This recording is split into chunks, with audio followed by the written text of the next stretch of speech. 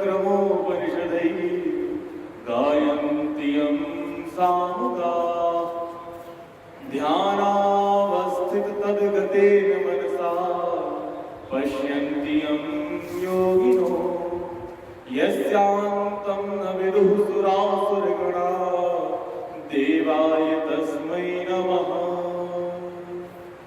ॐ योऽन्तः प्रविश्य मम वाचमिमां प्रसुप्तां संजीवयत्यखिलशक्तिधरः स्वधाम्ना अन्याश्च हस्तचरणश्रवणत्वगादीन् प्राणान् नमो भगवते पुरुषाय तुभ्यम्।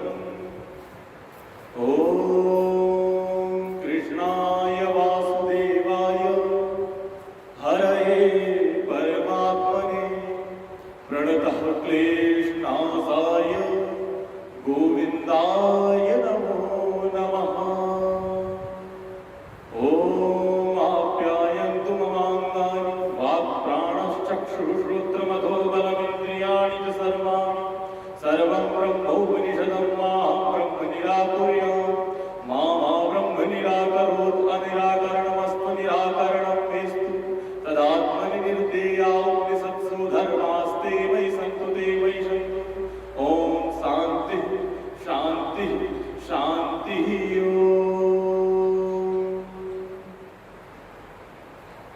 श्रीमन्नारायण नारायण हरि हरि श्रीमन्नारायण नारायण हरि हरि श्रीमन्नारायण नारायण हरि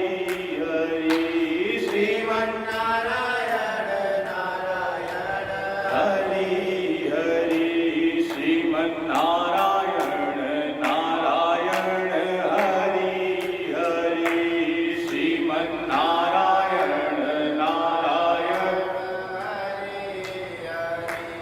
लक्ष्मी नारायण नारायण हरि हरि लक्ष्मी नारायण नारायण हरि हरि श्रीमन्नारायण नारायण हरि हरि श्रीमन्नारायण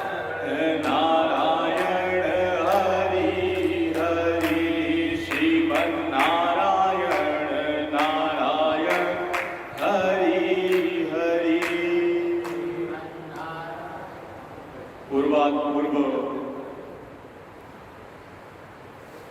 जगत कर्ता जगत हरता जगदाधार जगदीश्वर उस परम ब्रह्म परम पिता परमात्मा के चरण कमलों में प्रणाम करता हूं। तदुपरांत पूज्य श्री महाराजश्री वर्तमान समय में धर्म के वटवृक्ष पूज्य महाराजश्री के चरण कमलों में बारंबार प्रणाम एवं यहाँ उपस्थित पूज्य गुरु जी के चरणों में प्रणाम और समुपस्थित सभी आचार्य में आपका स्वागत है, अभिवादन है, अभिनंदन है। सज्जनों, हम कर्म की महिमा का श्रवण कर रहे थे। ये जो शास्त्र में बताए गए कर्म हैं उसे प्रत्येक मनुष्य को करना चाहिए। उसी कर्म की महिमा में यदि हम आगे बढ़ेंगे और जब श्रीमद् भगवद गीता में देखेंगे तो भगवान श्री कृष्ण कहते हैं यज्ञ दान तपः कर्म न त्याज्यम कार्यमेव तत् यज्ञो दानम तपश्चैव पावनानि मनीषिणाः। कि जो मनुष्य है उसे जो हमारे यहाँ ऋषि मुनियों ने बताया है कि यज्ञ और दान और तप, इन तीन कर्मों को कभी त्याग नहीं करना चाहिए। भले ही जीवन में कैसी भी स्थिति हो, परंतु यदि वो यज्ञ करता रहता है, दान करता रहता है, तप करता रहता है, तो उसके ऊपर भगवान की कृपा होती है और अवश्य ही मोक्षगामी होता है। ईश्वर के चरणों में उसको स्थान प्राप्त होता है। ये मैं नहीं, अभी तो ये शास्त्र कह रहा है, और शास्त्र के तो भगवान श्री कृष्ण अपने मुख से स्वयं कह रहे हैं। और हमारे लिए तो सब कुछ यही है। और क्योंकि ये शास्त्रों में बताए गए प्रमाण हैं, वेदों में इन्हीं का वर्णन मिलता है कि यज्ञ करे व्यक्ति, दान करे और तप करे, इससे उसके जीवन में आने वाली सभी प्रकार की विघ्न बाधाएं, सभी प्रकार की समस्याएं अपने आप दूर हो जाएंगी, उसका कवच हो जाता है। जब मनुष्य ये श्रेष्ठ कर्म करता है, क्योंकि तस्मात् शास्त्रम प्रमाणम, क्योंकि इसी को वेद और श्रुतियां प्रमाणित कर रही है कि ये कर्म है जो बताए गए हैं शास्त्रों में, ये प्रत्येक मनुष्य को करना चाहिए। और ये तो ऋषि मुनियों ने कर करके अपने आप को श्रेष्ठ बना करके परमात्मा के चरणों में स्थान प्राप्त किया। तो हमारे लिए तो हम कहते हैं महाजनों में गता सफल था, वही मार्ग होता है जिस पर हमारे बड़े श्रेष्ठ लोग चल करके गए, उसी मार्ग को हम भी अपना करके अपना उद्धार करें, अपनी उन्नति करें, अपने जीवन में उत्कर्ष का आगम करें। यदि हम यज्ञ करते हो, यज्ञ की महिमा तो शास्त्रों में बहुत अद्भुत है। मेरे को एक संवाद स्मरण में आ रहा है कि एक बार याज्ञवल्क्य ऋषि के पास राजा जनक गए और उनसे उन्होंने प्रश्न पूछा कि गुरुदेव कि कौन सी ऐसी शक्ति होती है जिससे मनुष्य देखता है। तो उन्होंने बहुत सरल उत्तर दिया कि जनक, संसार में सूर्य की शक्ति से जो प्रकाशित है सब कुछ, उस परमपिता परमात्मा की शक्ति से ये सूर्य रूपी जो दृष्टि है सभी को प्राप्त है, इसी की दृष्टि से सभी लोग देखते हैं। तो बोला महाराज, रात्रि में किस दृष्टि से हम सब देखते हैं? तो बोला ऋषि ने कि चंद्र की जो दृष्टि होती है उससे मनुष्य देखता है, संसार प्रकाशित होता है उससे। उसके उपरांत राजा जनक ने कहा कि जो व्यक्ति गुरुदेव किसी घने अंधकार में चला जाता है, जंगल में चला गया, उस समय ना उसके पास सूर्य की दृष्टि है ना चंद्र की दृष्टि है, उस समय उसके जीवन में कौन सी दृष्टि होती है जब उसे प्रकाशित करती है, उसे मार्ग दिखलाती है। तो जो ऋषि उत्तर देते हैं, जो याज्ञवल्क्य जी कहते हैं कि उस समय उस स्थिति में उसकी आत्मज्ञान रूपी जो ज्योति होती है, जो उसके अंदर हृदय में जो हम कहते हैं त्यतिष्ठत् दशांगुलम, वो परमपिता परमात्मा जो उसके हृदय में विराजमान है, वो जो प्रकाशित करता है, उसका जो आत्मज्ञान प्रकाशित करता है, उस दृष्टि से मनुष्य देखता है। तो उस आत्मज्ञान को, उस दृष्टि को प्रकाशित करने के लिए मनुष्य को ये जो श्रेष्ठ कर्म है यज्ञ, दान और तप करना पड़ेगा। और आज प्रत्येक मनुष्य को इन कर्मों को करने की आवश्यकता है, क्योंकि ये हमारी संस्कृति है और संस्कृति का जिस प्रकार से हनन हो रहा है, उससे हमारे संस्कारों का भी हनन होता जा रहा है। और आज हम देख सकते हैं कि देश किस दिशा में जा रहा है, किस दशा में हो गया है। क्यों? क्योंकि हमारी संस्कृतियों का हनन होता जा रहा है। और आप देखेंगे ऋषि मुनियों द्वारा जो परंपराएं, जिस परंपरा से हमको जोड़ा गया, जिस संस्कृति से, वो इतनी अद्भुत है कि आज भी हम, अगर हमारे ऋषि मुनियों ने कह दिया कि पीपल रूपी वृक्ष की सुरक्षा करो, तुलसी का पूजन करो, तो कोई ऐसे ही चिंतन करके नहीं, अभी तो उनका जो दूरगामी चिंतन था उसको आप देखेंगे तो आपको आज का विज्ञान जो मानता है कि पीपल की सुरक्षा किस लिए कही, क्योंकि जिसके अंदर हमारी श्रद्धा होगी तो उसकी हम सुरक्षा करेंगे। और आज के समय में पीपल सबसे ज्यादा ऑक्सीजन प्रोवाइड करने वाला पेड़ है, इसलिए इस दृष्टि से आप देखिए वो तो हमारी सुरक्षा की दृष्टि की ही, कि आगे चल करके जो मनुष्य की स्थिति क्या होगी, क्या चिंतन होगा, क्या मनन होगा। और हमारे ऋषियों द्वारा कही गई कोई भी बात अनर्थ नहीं है, नरगल नहीं है, अपितु हमें उनको केवल और केवल स्वीकार करना है और अपनी उन्नति में सहायक बनाना है। और हम कर रहे थे यज्ञ, दान और तप। तो यज्ञ को बताऊं तो यज्ञ तो इतना श्रेष्ठ कर्म है हमारे यहाँ कि यज्ञो वही श्रेष्ठतमम कर्म, इससे श्रेष्ठ कर्म तो कोई है ही नहीं मनुष्य के लिए। यज्ञ से एक तो खुद का भी विकास होता है और खुद की भी उन्नति होती है, अपितु समाज की भी उन्नति होती है। व्यक्ति समाज को भी जो प्रदूषित हो रहा है उसको स्वच्छ करता है, उसको पवित्र करता है यज्ञ से। और यज्ञ के विषय में आप देखेंगे जितने भी हमारे यहाँ ऋषि मुनि हुए, जितने भी ज्ञानी महात्मा हुए, सब कुछ कितनी भी साधना आराधना कर ले, उसके उपरांत में वो अंत में उस अनुष्ठान को पूर्ण करने के लिए यज्ञ करते थे। चाहे वो यक्ष हो, चाहे गंधर्व हो, चाहे नर हो, चाहे किन्नर हो, क्योंकि पूर्ति तभी होगी क्योंकि परंपरा बनाई गई, क्योंकि परमात्मा सभी संतुष्ट होता है उसके उस कर्म से जब तक वो एक श्रेष्ठ कर्म ना करे, और वो श्रेष्ठ कर्म यज्ञ है। यदि आज मनुष्य, और आज तो यज्ञ की परंपराएं ऐसे लुप्त होती जा रही है, प्राचीन काल में राजा महाराजा कराया करते थे, ऋषि मुनियों को बुला करके अच्छे अच्छे विद्वानों का सम्मान करते हुए, परंतु आज वर्तमान स्थिति में व्यक्ति को पता ही नहीं यज्ञ क्या होता है, हवन क्या होता है। वो तो समझता है केवल एक सामग्री को उठा करके अग्नि में डालते हुए यज्ञ हो गया। उसका जो मनोविज्ञान है, जो उसका अंदर से जो उसकी ऋषि मुनियों का जो चिंतन है, उसको समझना पड़ेगा और उसको समझाना पड़ेगा। आज के आचार्यों को, लोगों को बताना पड़ेगा कि यज्ञ क्या होता है, क्या होता था यज्ञ पहले प्राचीन समय में, कितने बड़े बड़े यज्ञ हुए और सभी राजा और किसी भी राज्य पद पर जाने के लिए पहले वो यज्ञ क्या करते थे। अगर वो युद्ध में भी जा रहे हैं तो पहले यज्ञ होगा उनके यहाँ। ये परंपरा होती थी, ये संस्कार होते थे, ये संस्कृति होती थी हमारी। और इसी के अंदर जो यज्ञ बताया गया है, मैं कहूं कि केवल और केवल जितने भी ऋषि मुनि हुए उन्होंने यज्ञ के बल से ही, अपनी साधना रूपी जो बल था उनके अंदर यज्ञ की शक्ति हुआ करती थी, क्योंकि यज्ञ से देवता बहुत जल्दी प्रसन्न होता है। भले ही हम कितना भी जब तक कर लें, परंतु यज्ञ नहीं करेंगे। और यज्ञ तो देवताओं की श्रेणी वाला कर्म है। हम पढ़ते हैं ना कि देवी देवासुर संपद विभाग योग में जब हम 16वें अध्याय में प्रवेश करेंगे तो प्रथम श्लोक में भगवान ने कहा, अभयम सत्य संशुद्धि ज्ञान योग व्यवस्थिति दानम दमश्च यज्ञश्च स्वाध्यायस्तप आर्जव। उसमें यज्ञ भी श्रेष्ठ है और ये देवीय कर्म है। और अगर आज मनुष्य को देव के तुल्य बनना है, देवता की तरह अपने जीवन को बिताना है, सब कुछ चाहिए उसे, तो उसको जो ये श्रेष्ठ कर्म है यज्ञ, वो करना चाहिए। और ये क्योंकि वेद कह रहा है, शास्त्र कह रहे हैं, भगवान स्वयं कह रहे हैं, तो भगवान की कही हुई बात पे तो हमें बिना सोचे समझे भी विश्वास कर लेना चाहिए। और हम जब इसके गहन और गूढ़ चिंतन करेंगे यज्ञ का, तो इसमें गीता में ही, श्रीमद् भगवत गीता में यज्ञ के 3 प्रकार बताए गए कि एक राजसिक यज्ञ होता है, एक तामसिक होता है, एक सात्विक यज्ञ होता है। तो आप देखेंगे कि सात्विक यज्ञ कौन सा है और तामसिक यज्ञ कौन सा है और राजसिक यज्ञ कौन सा है। और आप देखें कि आप कौन सा यज्ञ कर रहे हैं, किसी कामना से किया गया यज्ञ है या केवल निस्वार्थ भाव से परमात्मा के लिए किया गया यज्ञ है। किस प्रकार से हम, किस दृष्टि से अपने जीवन में यज्ञ कर रहे हैं। यज्ञ केवल आहुति डाल देना नहीं होता, आप तो हमारी श्रद्धा, हमारी भावना उससे जुड़ी होती है, तब जाकर के हमको उससे परिणाम प्राप्त होते हैं। और मैं बात कर रहा था तामसिक यज्ञ, राजसिक यज्ञ और सात्विक यज्ञ। जब आप सात्विक यज्ञ के लक्षण पढ़ेंगे तो उसमें भगवान श्री कृष्ण गीता में बताते हैं कि अफलाकांक्ष भिर्यज्ञो विधि दृष्टो या इज्जते यष्टव्य में वेदि मना समाधाय सात्विका।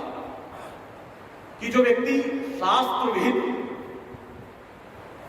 यज्ञ करता है और कर्तव्य मान करके यज्ञ करता है और मन को अपने स्थिर करके, मन का समाधान करके, फल की इच्छा न करते हुए जब यज्ञ करता है राष्ट्रोद्धार के लिए, वो सात्विक यज्ञ होता है। सबकी उन्नति के लिए और खुद के केवल हित ना हो कि मेरी कामना है, वो सात्विक यज्ञ है।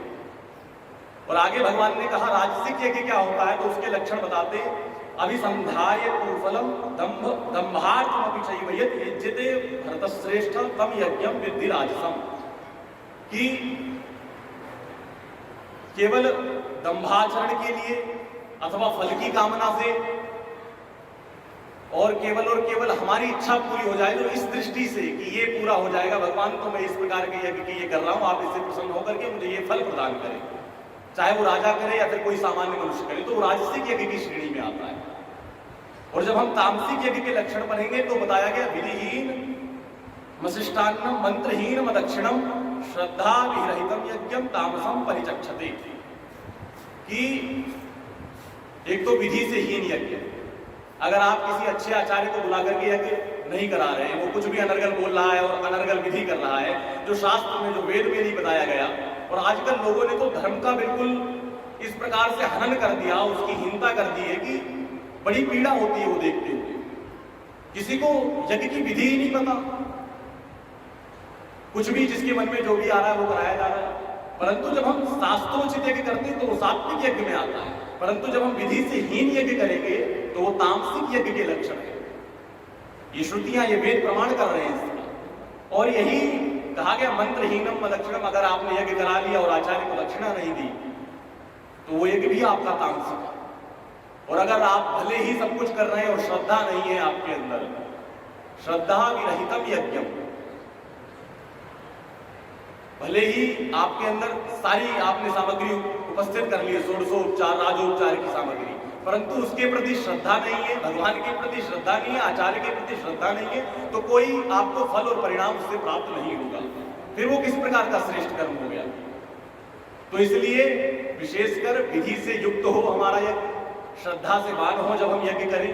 हम जब भी यज्ञ करें तो आचार्य को अवश्य दक्षिणा दें, और अच्छी, क्योंकि आचार्य की प्रसन्नता हो, ब्राह्मण प्रसन्न होगा तो भगवान अपने आप संतुष्ट हो जाएंगे। क्योंकि हमारे यहाँ एक सिद्धांत चलता है कि देवाधीनम जगत सर्वम मंत्राधीनाश्च देवता ते मंत्रा ब्राह्मणाधीनम तस्मात् ब्राह्मण देवता।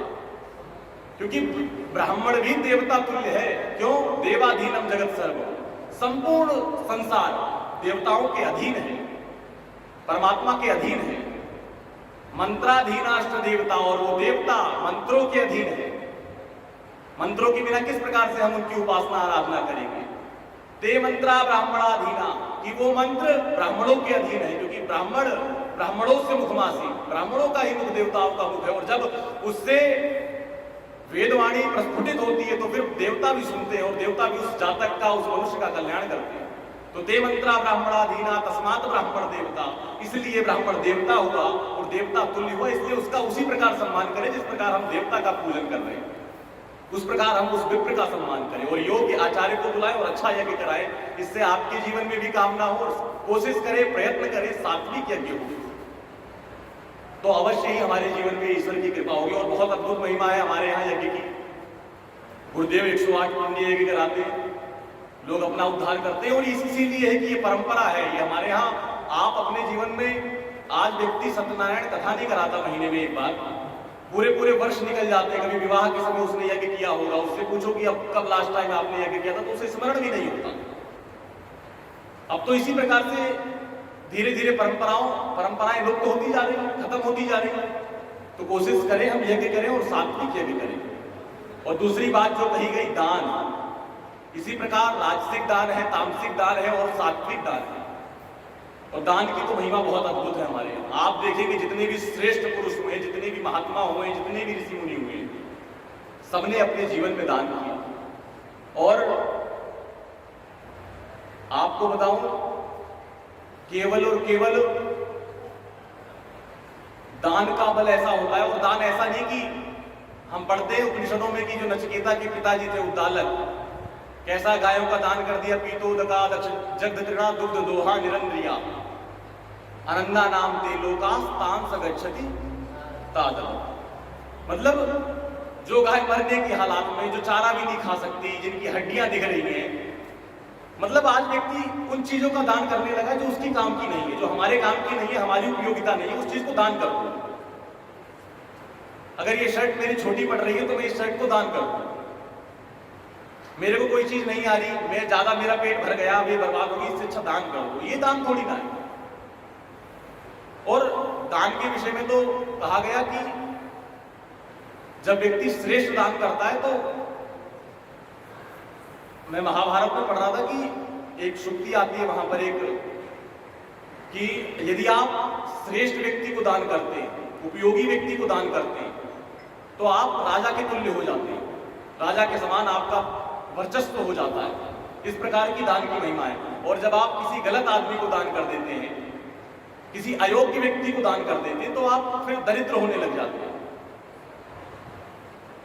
क्योंकि कुपात्र दानात अभवत दरिद्र, सत्पात्र दानात भवेत धनाढ्य।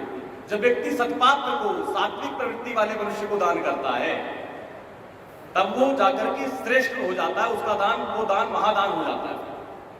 और आजकल तो अनेक दान होते हैं, अन्नदान, विद्या का दान, ज्ञान का दान लोग कर रहे हैं।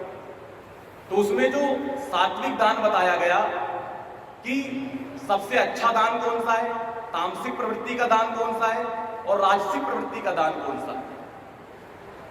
तो भगवान श्रीमद् भगवद गीता में 17वें अध्याय में बताते हैं जो सात्विक प्रवृत्ति का दान है, दातव्य विधि यद्दानम दीयते रूपकारिणे देश काले च पात्रे च तद्दानम सात्विकम स्मृतम। जो दान हम कर रहे हैं वो ऐसा मानकर करें कि दान देना मेरा कर्तव्य है, मेरा धर्म है, मेरी प्रवृत्ति है कि मैं दान करना ही है, मेरी एक दिनचर्या है। ये ना माने कि मैं केवल किसी कामना से दान कर रहा हूं कि ये दूंगा तो ये मिलेगा। नहीं, जो सात्विक दान होगा वो ऐसा मान करके करेगा मनुष्य कि मेरा कर्तव्य है, मैं अपने कर्तव्य का पालन कर रहा हूं। जब ऐसी प्रवृत्ति बनाएगा अपने मानसिक स्थिति में, तब जाकर के वो सात्विक दान होगा। और कैसा, जो दान दे रहे हैं वो देश कैसा है, वो काल कैसा है, वो स्थिति कैसी है, किस व्यक्ति को दे रहे हैं। तो जब हम सब कुछ का निरीक्षण करके किसी श्रेष्ठ व्यक्ति को दान देते हैं तो वो सात्विक दान होता है, और ऐसा मान करके कि ये मेरा कर्तव्य है, तब दान को सात्विक दान माना जाता है। और मैं दान की तब चर्चा कर रहा हूं तो मुझे स्मरण में आता है, अगर मैं राजा नृग का नाम ना लूं तो ये दान की महिमा अधूरी रह जाएगी। हम पढ़ते हैं कि एक राजा नृग थे जो खूब दान किया करते थे, और किस प्रकार का दान, वो जो गायों का दान होता है वो श्रेष्ठ दान बताया गया है हमारे यहाँ। और उसमें भी किस प्रकार की गाय, जो गायें बिल्कुल उनके मणि हीरे और जवाहरातों से युक्त करके बिल्कुल उन्हें सजा करके हष्ट पुष्ट गाय और नवीन गाय, बिल्कुल जो बिल्कुल एक श्रेष्ठ गाय होती है उस प्रकार की गायों का दान करते थे राजा नृग। कि फिर भी एक बार उनसे एक गलती हो गई, और ऐसा दृष्टांत मिलता है, ऐसा वर्णन कि एक बार वो फिर गिरगिट बने थे अगले जन्म में।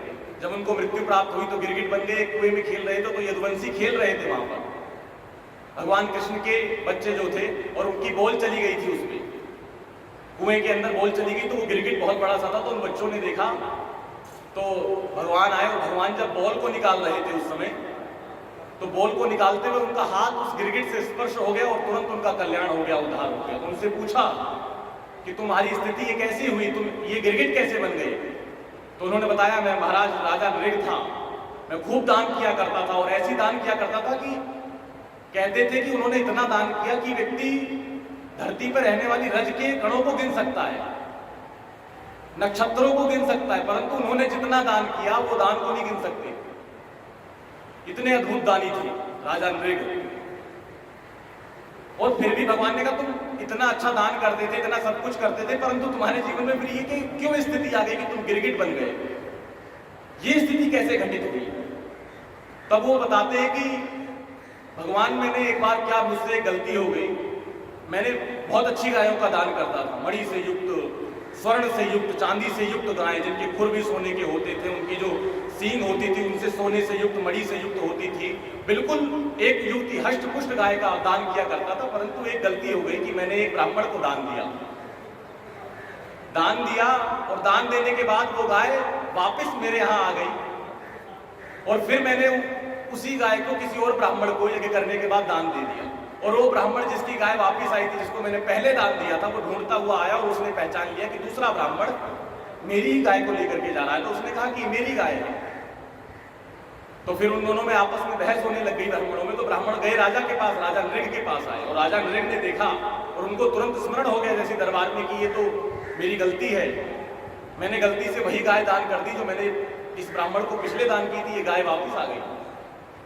तो केवल एक गलती से, और वो भी उन्होंने क्षमा मांगी ब्राह्मणों से, ब्राह्मणों ने कुछ नहीं कहा, बहुत क्षमा मांगी और चले गए ब्राह्मण। परंतु जब उनको मृत्यु प्राप्त हुई तो उनसे पूछा गया कि तुम्हारी ये गलती थी और तुम्हें क्या दंड दिया जाए, पहले पाप भुगतोगे या पुण्य? तो उन्होंने कहा मैं पाप भुगतना चाहता हूं। तो उन्हें गिरगिट की योनि में प्राप्त हुआ और उनका फिर कल्याण हुआ। तो आप सोचिए, इतना बड़ा दानी केवल एक गलती करने के कारण उसे किस प्रकार की योनि प्राप्त हुई। और आज तो हम लोग दान कर ही नहीं रहे। और आज ब्राह्मणों की स्थिति क्या हो गई, किस प्रकार का कौन दान कर रहा है, किसी को कोई मतलब नहीं। इसलिए आवश्यकता है कि हम श्रेष्ठ दान करें, राजसिक दान ना करें, अभी तो तामसिक दान ना करें, अभी तो सात्विक दान करें जो भगवान ने बताया। और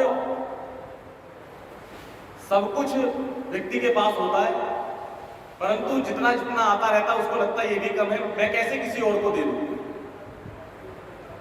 आज स्थिति ये है कि आरती में भी यदि व्यक्ति को दक्षिणा चढ़ानी है तो 10 बार सोचता है कि मेरी मेहनत की कमाई है, मैं कैसे किसी को दे दूं, कैसे किसी को दान कर दूं।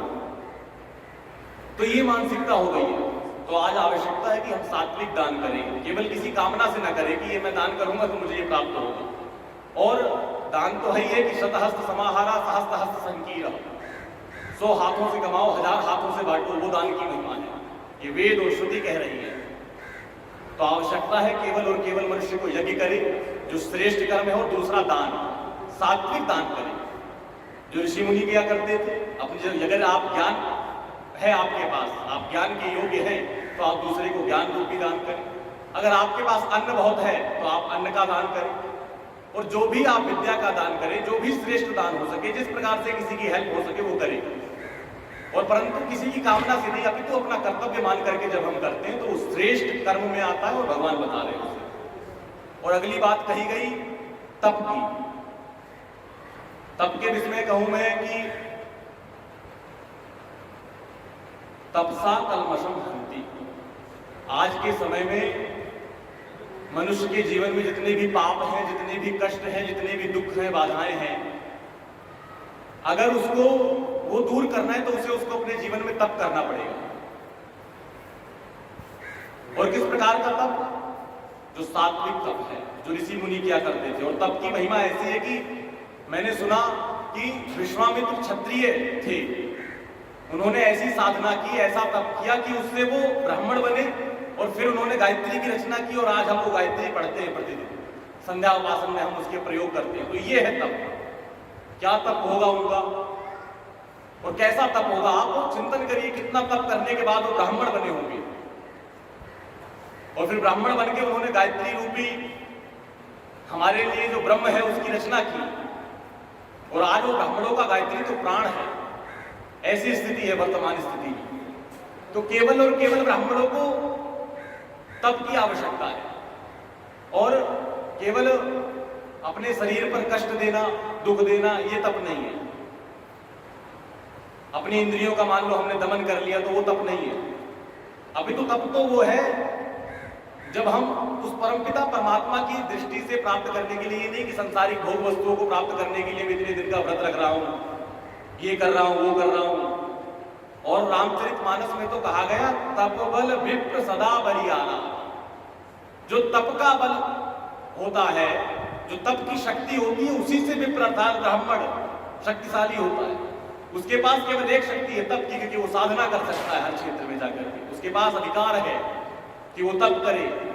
लोग नाना प्रकार के तप करते, पंचाग्नि तप, अपने आप को किसी चौतरे, हम सुनते हैं कि रावण ने तप किया किसी चबूतरे पर बैठ करके। और भी ऋषि मुनियों का उदाहरण मिलता है कि किसी ऋषि ने जल में जाकर के समाधि ले ली, इस प्रकार का तप किया। किसी ने एक आसन में स्थित होकर के निरंतर भगवान नाम का स्मरण करता रहा, इस प्रकार का तप किया। और जब हम तप करते रहते तब हमारे जीवन में हमारी उन्नति होती रहती है, और हमें लोगों से, हम इस संसार से जो दूर होने की बात हमारे यहाँ बताई जा रही है वो हम फिर दूर हो जाते हैं यदि हम तप कर रहे हैं।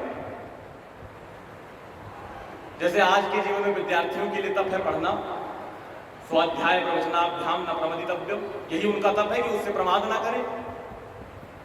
और मृत्यु कब हो जाती है व्यक्ति की? तो मैं पढ़ रहा था कि प्रमादम वही मृत्यु, जब व्यक्ति प्रमाद करने लग जाता है, जब हम आलस से कर लेते हैं कि ये बाद में कर लेंगे क्या, तो उसी वक्त हमारे जीवन में मृत्यु का आगमन हो जाता है। वो मृत्यु नहीं है कि जब हम मर जाते हैं।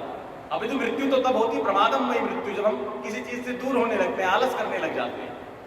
तो वो जब हम आलस को दूर करेंगे और तप करेंगे तब हमारे जीवन में उन्नति होगी। और हमने सुना है कर्ण का उदाहरण, कितना बड़ा श्रेष्ठ दानी था, उसकी तरह दान करने वाला कोई नहीं। और कई बार क्या होता है हमारे जीवन में, हम सब कुछ कर रहे हैं परंतु हमें उसका परिणाम नहीं मिलता। एक मधुसूदन पाद सरस्वती नाम के महात्मा थे, उन्होंने गायत्री के कई पुरस्चरण कर लिए परंतु गायत्री उनसे प्रसन्न नहीं हुई। खूब 24 के 24 पुरस्चरण कर लिए गायत्री के, फिर उसके उपरांत उन्होंने छोड़ दिए, जाने लगे। तभी गायत्री माता प्रकट हुई। फिर वो कहने लगे कि देवी मैंने अभी तक आपके इतने पुरस्चरण कर लिए और आप प्रकट नहीं हुई, अब मैं जब छोड़ने लगा, जब मैं विरक्त हो गया तब आप प्रकट हो गए। तो बोली हाँ। फिर माता ने उन्हें उनके जलते हुए पहाड़ दिखाए, दृश्य दिखाए कि तेरे पाप हैं जो जल रहे हैं अभी तक, ये खत्म हो गए। परंतु जैसे ही तू संसार से विरक्त हो गया तब के बाद तो तेरी साधना का जो प्रारब्ध था वो और तपबल हो गया और योग्य हो गया, तेरी साधना और दृढ़ हो गई, मैं उससे प्रसन्न होकर के तेरे सामने आ गया। तो कई बार हम बहुत अच्छे कार्य कर रहे होते, बहुत श्रेष्ठ कर्म कर रहे होते, परंतु उनका परिणाम नहीं मिल रहा होता हमें। हमें लगता है हम इतने दिनों से कर रहे हैं परंतु हमारे साथ नहीं हो रहा, परंतु दूसरा व्यक्ति थोड़ा सा ही करता है, उसे अच्छे परिणाम मिल जाते हैं, तो उसका प्रारब्ध होता है जो उसका साथ दे रहा होता है। तो आवश्यकता है जो सात्विक तक बताया गया है हमारे यहाँ शास्त्रों में, वो भगवान श्री कृष्ण ने बताया कि जो योगी होता है, जो ऋषि होते हैं, जो साधना करते हैं, जब वो फल की इच्छा न करते हुए साधना करता है। आजकल तो संसार में हम एक व्रत भी रखते हैं तो कभी पुत्र की कामना से रखेंगे, कभी मेरी नौकरी लग जाए उस कामना से रखेंगे, कभी मेरा घर परिवार अच्छा हो जाए, स्वस्थ हो जाए उस कामना से रखेंगे। और अब तो कहां धीरे धीरे व्यक्ति एकादशी के व्रत से भी लुप्त होता जा रहा है, वो भी नहीं रखता, ब्राह्मण नहीं रखते तो दूसरे मनुष्य क्या रखेंगे। तो जब इस कामना से परे होकर के हम तप करते हैं, केवल और केवल अपने अंदर जब उस परम पिता परमात्मा की ज्योति को देखते हैं, उसका स्मरण करते हैं, उसका मनन करते हैं, उसका चिंतन करते हैं, केवल और केवल उसी के चिंतन में लगे रहते हैं, तब जाकर के वो तप हो गया। और वो तप कैसा होगा? तब 3 प्रकार के होते हैं, राजसिक, तामसिक। जिसमें हम कामना कर लेंगे, कुछ पाने की इच्छा कर लेंगे, वो राजसिक तप हो जाएगा। परंतु जब हम किसी निस्वार्थ भाव से केवल और केवल परमात्मा के प्रति समर्पित होकर के केवल और केवल उसके चरणों में स्थान पाने के लिए किसी फल की कामना से नहीं करते और श्रद्धावान होकर के करते हैं, संपूर्ण विधि से करते हैं, तो अवश्य ही वो सात्विक तप होता है हमारे जीवन में। इसी प्रकार यज्ञ, दान और तप। यज्ञ करे मनुष्य, दान करे और तप करे। और दान के विषय में, दानम एकम कलौ युगे, इस कलयुग में दान ही केवल एक मनुष्य के पास उपाय है जो सभी प्रकार से उसकी प्रॉब्लम्स से, सभी प्रकार की समस्याओं से उसे निजात दिला सकता है। उसको परमात्मा के चरणों में स्थान चाहिए। तो अगर जो भी मनुष्य को, ये तो दैवीय प्रवृत्ति के कार्य है, हमको यदि देवता तुल्य बनना है तो यज्ञ करना पड़ेगा, दान करना पड़ेगा और तप करना पड़ेगा। और वो हम किसी भी क्षेत्र में कर सकते हैं, जरूरी नहीं है कि हम पहाड़ों पर जाकर के ये तप करें तभी होगा तप, या ध्यान लगाएं परमात्मा के चरणों में। ध्यान तो तब भी हो सकता है जब केवल और केवल हम हर क्षण उस परमपिता परमात्मा का चिंतन करें, क्योंकि ध्यानम निर्विषयम मनः। जब हमारा मन विषय से, संसार की विषयों से निवृत्त होकर के केवल और केवल परमपिता परमात्मा का चिंतन और मनन करने लगता है, केवल और केवल उनके बारे में स्मरण करने लगता है, तो वो ध्यान हमारा परमपिता परमात्मा से लग जाता है। कई प्रकार के योगी हुए, कई प्रकार के ऋषि हुए, जिन्होंने केवल और केवल परमात्मा का चिंतन करते रहे, बाकी जहां भी रहे राजा महाराजा के यहाँ, परंतु उनका जो चिंतन था, उनका जो मन था, वो केवल और केवल परमात्मा में लगा रहता था, उससे उनका उद्धार हो गया। तो इसलिए यज्ञ और दान, और दान के विषय में मैं आपको एक अच्छा उदाहरण दूं कि राजा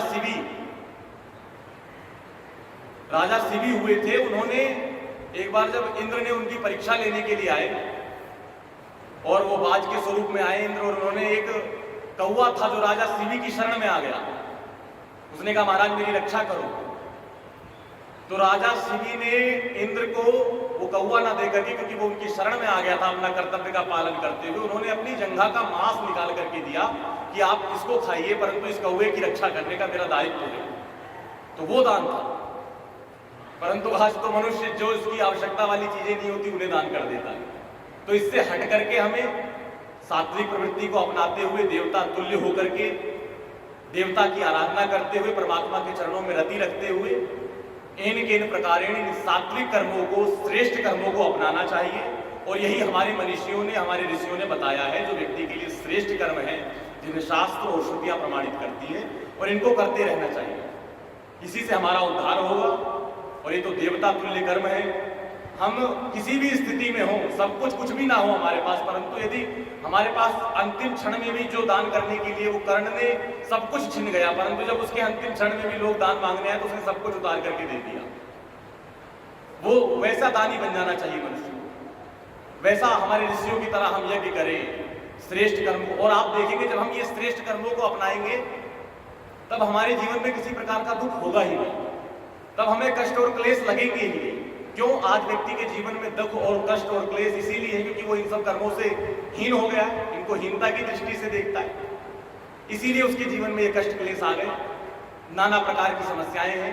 परंतु जब व्यक्ति ये सब कर्म करने लग जाता है तो भगवान के बताए हुए मार्ग है, इस पर चलते ही उसके जीवन के सभी प्रकार की बाधाएं, दुख, कष्ट, पीड़ा समाप्त हो जाती है। तो इसीलिए प्रयत्न करें, कोशिश करें कि हम श्रद्धावान होकर के वेद श्रुति को प्रमाणित करते हुए जो शास्त्रों में धर्म का मार्ग बताया गया है उस पर चलते हुए अच्छे कर्म करते हैं। अवश्य ही हमारा उद्धार होगा, हमारा कल्याण होगा और केवल परमात्मा के चरणों में रति हो जाए, इससे भी मनुष्य का उद्धार होता है। तो बस ये कर्म करें, हमारे यहाँ जो मार्ग बताया गया है अच्छे मार्ग, उन पर चलते रहें, वो कर्म करते रहें जो श्रेष्ठ हैं, इसी से हमारा और आपका उद्धार होगा। और यही हमारे जीवन का ये उद्देश्य है। ये संसार का केवल हमको इसी समय ये अवसर प्राप्त हुआ है कि हम देवता तुल्य हो सकते हैं। बाकी योनियों में ये फैसिलिटी, ये सुविधा नहीं है कि कोई भी कुछ भी करके कुछ भी प्राप्त हो, नहीं तो 84 लाख योनियों में भटकने के अलावा कोई और उपाय नहीं होता। इसीलिए यज्ञ करें, दान करें और तप करें। यज्ञ, दान और तप की महिमा अद्भुत है और सारे वेद, सारी श्रुतियां यही प्रमाणित करती हैं और ये भगवान ने कहा है। इसीलिए हमको और आपको ये अपनाना चाहिए और अपने जीवन में उद्धार करना चाहिए। और इसीलिए भगवान को सब कुछ समर्पित करते हुए, भगवान के प्रति समर्पित होकर के, श्रद्धावान होकर के ये सब कुछ करें।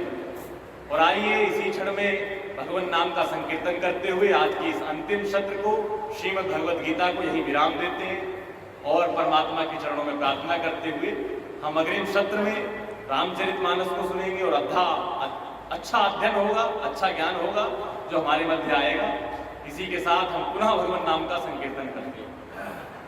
श्रीमन् नारायण नारायण हरि हरि, श्रीमन् नारायण नारायण हरि हरि, लक्ष्मी नारायण नारायण हरि हरि, लक्ष्मी नारायण नारायण हरि हरि, श्रीमन् नारायण नारायण हरि हरि, श्रीमन् नारायण नारायण हरि हरि, लक्ष्मी नारायण नारायण हरि हरि।